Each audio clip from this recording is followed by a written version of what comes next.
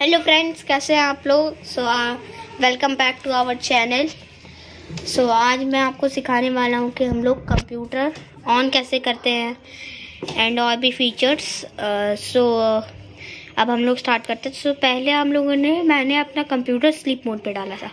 हम लोगों ने पहले अपना कंप्यूटर ऑन कर लिया। उसके बाद जो इसका पिन है हम लोग उसको डालेंगे एंटर से, ठीक है। तो मैं आपको पिन डाल के मिलता हूँ। मैंने पिन स्टार्ट कर दिया है। आप देख सकते हैं कि मेरा कंप्यूटर खुल चुका है इधर। हमारा कंप्यूटर तो खुल गया और हमें अगर बंद करना होता है तो कीबोर्ड पे आप देखेंगे तो हमें एक 4 आइकन वाला बटन मिलता है। जब आप उसको दबाते हैं, इस बटन को बोलते हैं विंडोज़ बटन। जब आप इसको दबाते हैं तो आपको एक मेन्यू दिखता है। इसी मेन्यू में आप जब इधर जाएंगे, एक पावर का बटन होता है। इधर जब आप पावर के बटन में जाएंगे तो इधर आपको 3 ऑप्शंस मिलेंगे। एक होता है इसमें स्लीप। उससे क्या होता है, हमारा पीसी जो होता है वो बंद नहीं होता, लेकिन वो अपने स्लीप मोड में होता है। और उसके बाद होता है हमारे पास शट डाउन से पूरा पीसी बंद हो जाता है। और फिर होता है रीस्टार्ट। उससे आपको पता ही होगा कि कंप्यूटर रीस्टार्ट हो जाता है। अगर मुझे कंप्यूटर बंद करना होगा तो मैं शट डाउन को दबाऊंगा, रीस्टार्ट करना होगा तो रीस्टार्ट को दबाऊंगा, स्लीप मोड पे डालना होगा तो स्लीप मोड पे डालूंगा। ये हो गई कंप्यूटर ऑन ऑफ करने की बात। अब मैं जाता हूँ MS वर्ड पे। तो MS वर्ड 2010 में, मेरा वर्जन 2010 है पीसी में। जब आप इधर जाएंगे विंडोज़ वाली बटन में तो आपको इधर दिखेगा वर्ड। जब आप इसको ओपन करेंगे तब वो इस तरीके से विंडो खोलेगी। आपको क्या करना है कि आपको ब्लैंक डॉक्यूमेंट एक पेज, उस पे ऑप्शन दिखाएगा, आपको वहां पर जाना है। उसके बाद आपको जो भी टाइप करना होता है वो आप यहाँ से टाइप कर सकते हैं। जैसे मैं कर रहा हूँ KARTIO।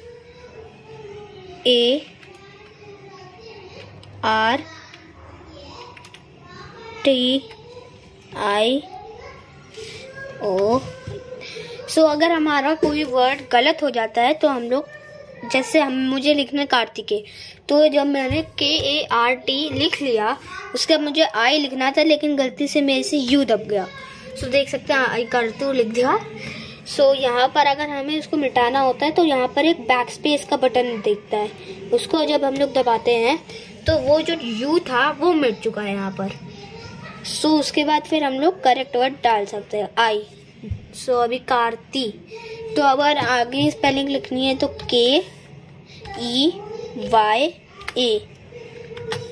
फिर MISHRA। ये हम लोगों ने अपनी स्पेलिंग लिख ली है, ठीक है। लेकिन इसमें एक और फीचर होता है, एक होता है कैप्स लॉक।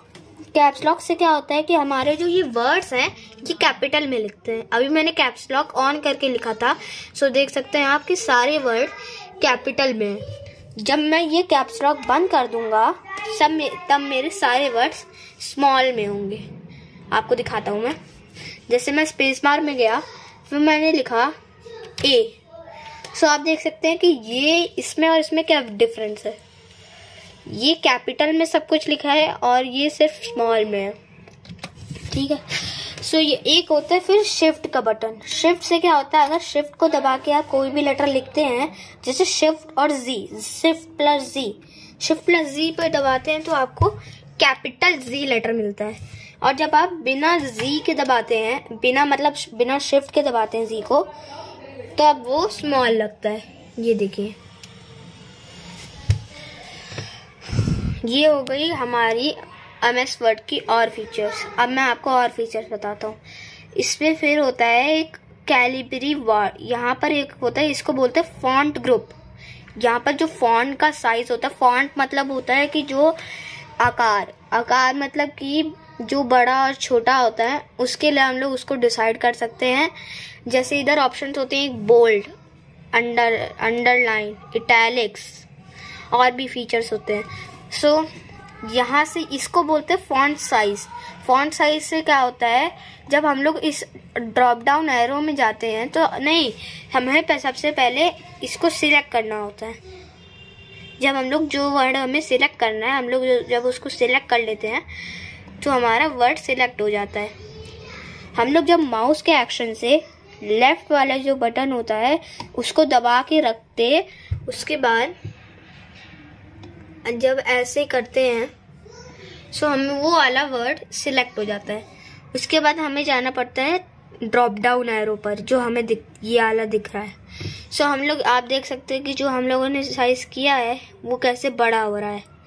जैसे हम लोग अभी लेते हैं, अभी हमारा साइज था 11, अभी हम लोग ले लेंगे 72। देखिए कितना बड़ा लेटर हो गया है, ये हो गया।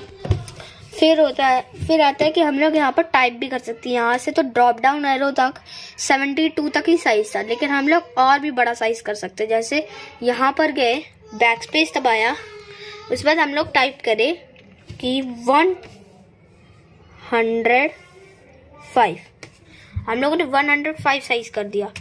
सो अब आप देख सकते हैं कितना बड़ा लेटर हो गया है। ये हो गई फॉन्ट साइज की बात। उसके बाद आता है हमारा, फिर आता है क्लियर ऑल फॉर्मेटिंग। सबसे पहले क्या होता है कि जब हम लोग एक वर्ड को सिलेक्ट करते हैं, जैसे मैंने ये सिलेक्ट किया, उसके बाद मैंने बोल्ड पे किया, तो आप बोल्ड पे देख सकते हैं ये थोड़ा मेरा एक स्टाइल में सिलेक्ट हो गया। उसके बाद मैं एक ही स्टाइल नहीं सिलेक्ट कर सकता, मैं और भी कर सकता हूँ। जैसे ये हो गया बोल्ड, अब है इटैलिक, मैंने इटैलिक भी सिलेक्ट कर दिया, इटैलिक में और स्टाइल आ गए। उसके बाद आता है अंडरलाइन कर देते हैं, तो जो आपका टेक्स्ट सिलेक्ट होता है उसी में अंडरलाइन हो जाती है ऐसे। उसके बाद फिर जो मैं आपको बता रहा था क्लियर ऑल फॉर्मेटिंग बटन, इसको जब आप दबाते हैं तो इससे हमारी जो भी फॉर्मेटिंग हम लोगों ने फॉन्ट साइज किया था, बोल्ड किया था, इटैलिक किया था, अंडरलाइन किया था, वो सारी मिट चुकी है। ठीक है, ये हो गई फॉन्ट साइज की बात। सो या फ्रेंड्स, आज के लिए इतना ही। अब हम लोग आपको मिलेंगे कल अगली वीडियो में। सो बाय। चैनल, अगर आप नए हैं तो चैनल को सब्सक्राइब कर दीजिएगा, वीडियो को लाइक कर दीजिएगा, सब्सक्राइब कर दीजिएगा, कमेंट कर दीजिएगा हमें कौन सी वीडियो और डालनी चाहिए। So bye, have a great time.